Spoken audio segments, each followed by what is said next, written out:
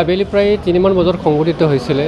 আমি কোকৰাঝাৰৰ পৰা 5গৰাকী সাংবাদিক ঝাৰবাৰী হাইস্কুলত এটা প্ৰগ্ৰামত গৈছিলোঁ। ছায়েন্স কলেজ কোকৰাঝাৰ বায়'টেক হাবে এটা প্ৰগ্ৰাম আয়োজন কৰিছিলে। উভতি অহাৰ পথত যেতিয়া আমি উভতি আহিছোঁ বিছমুৰী ৰাষ্ট্ৰীয় ঘাইপথৰ পৰা কোকৰাঝাৰ চহৰ অভিমুখে আহি থকা সময়ত ঠিক এটা আছিলে পকী দলং আছিলে, ৰাস্তাত কোনো নাছিল, কিন্তু হঠাতে গাড়ীখন ব্ৰেক ফেল নিচিনা হৈ গ'ল। এনেকুৱা জোৰেৰে খুন্দা মাৰিছে দলঙৰ ৰেইলিঙত, সন্মুখৰ ভাগ একেবাৰে নষ্ট হৈ গৈছে। তাৰ ফলত আমাৰ সতীৰ্থ সাংবাদিক দৈনিক অসমৰ অশোক কুমাৰ বৰ্মন তেখেতৰ লেফ্ট ছাইডৰ যিখন হাত সেইখন ভাঙিছে আৰু এটা দাঁত ভাঙিছে।